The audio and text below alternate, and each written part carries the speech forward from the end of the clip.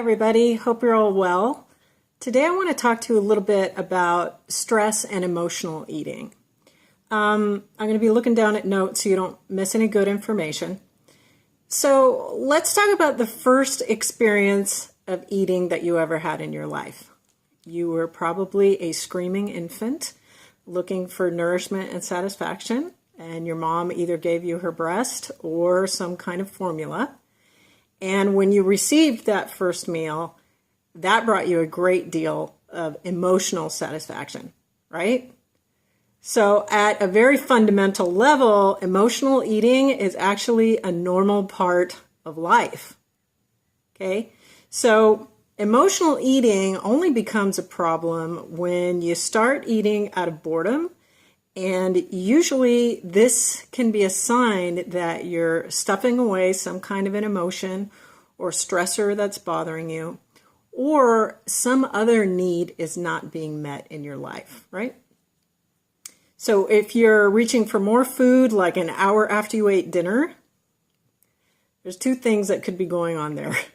It's either you did not eat a balanced dinner that was comprised of protein, fat, and fiber, which would keep you full for a much longer time.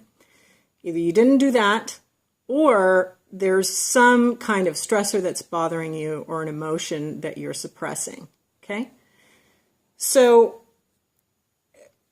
another thing I think that we need to remember is that in our society, we have become so accustomed to being stressed out that it's normal, and we think that we feel fine, and we become so good at stuffing away our emotions and not really acknowledging the kind of stress that we're under, that we literally think that the way that we feel is normal when it's not.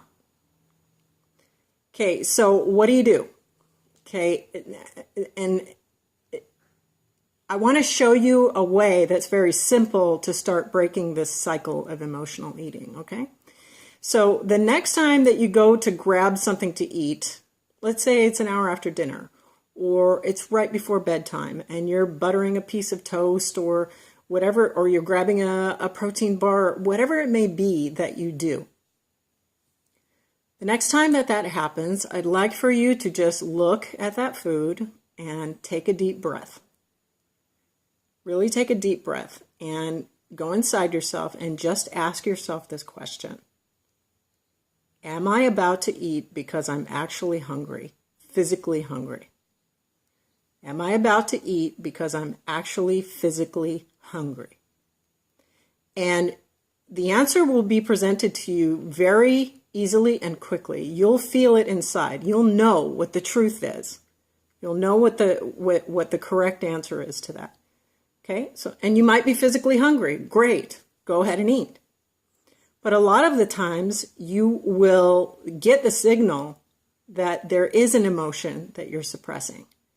Okay, so you want to take a look after you've asked that question, am I eating because I'm actually physically hungry?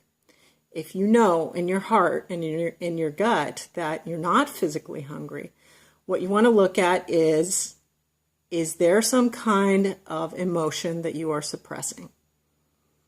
Okay, maybe, let's take an example. Maybe somebody you care about is sick and is bothering you, but you try not to let it bother you. You just try to think positively about it. Everything's going to work out, which is a really nice quality to have. But on the same token, you may be stuffing away emotions that you really feel about this situation. So what is appropriate at that time? Would it be helpful for you to voice your concerns and your fears to a good friend? Would it be good if you went to your partner or whomever is in your life? Maybe it's a parent, whatever. If you need some support emotionally to either talk it out or just ask for a really nice long hug. Maybe you need to cry a few tears. That's fine. We need to express our emotions, okay, instead of stuffing them away. Have you ever noticed how children have that magical ability to be absolutely miserable in one moment and the next moment they're totally happy? Why? Because they express their emotion in the moment. As adults, we don't do that. We've forgotten, we've lost touch with what our natural flow of emotions should be, right? Emotions should flow through you. They are emotions in motion. They should be just like waves. We don't need to necessarily identify with the emotions that we're having in the moment. We can just acknowledge them and go, okay, right now I'm sad.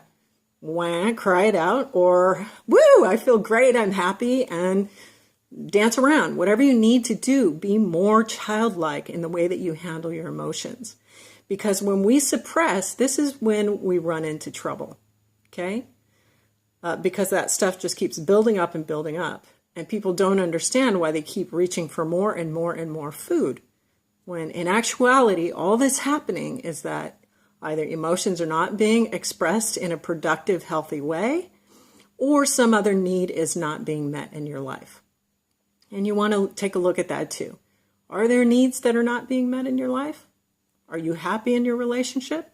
And if you're not, how can you guys come together, improve your communication, and improve the feeling of being nourished? Okay? Maybe that's just going out to take a walk with your partner or by yourself or to be in nature, whatever it takes to nourish your spirit and process whatever emotions are going on inside of you. You will be far less likely to eat emotionally when you actually deal with your emotions and your needs in a productive way. So in my health coaching practice, this is what I do. I teach women to become much more conscious and aware of why they're making the choices they're making around food and lifestyle. So what I love to offer is a free initial session. It's called a breakthrough session or a discovery session. And what we do is, this is a 45-minute one-on-one private consultation with me. And what we do is we discover what your vision for your health is. And we also uncover what the heck is stopping you from having that vision be a reality. Your health, the way that you picture it, the way that you want it to be, should be your reality. You deserve that. So what's stopping you from having that or accomplishing that? And a lot of people ask me, why do you offer these free sessions? I'll tell you right now, very honestly, this is how I meet my future clients. But also, I am very confident in the fact that you walk away in a much more enlightened state. You're in a much clearer understanding of what's holding you back or keeping you stuck in a rut.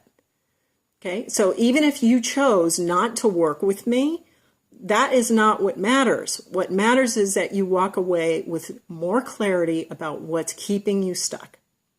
Okay, so I invite you, go to my Facebook business page. There is a book now button at the top of the page. You just hit that, book your session with me, and you'll walk away with so much more understanding about yourself and what's keeping you stuck, and we can discuss a plan of action for you.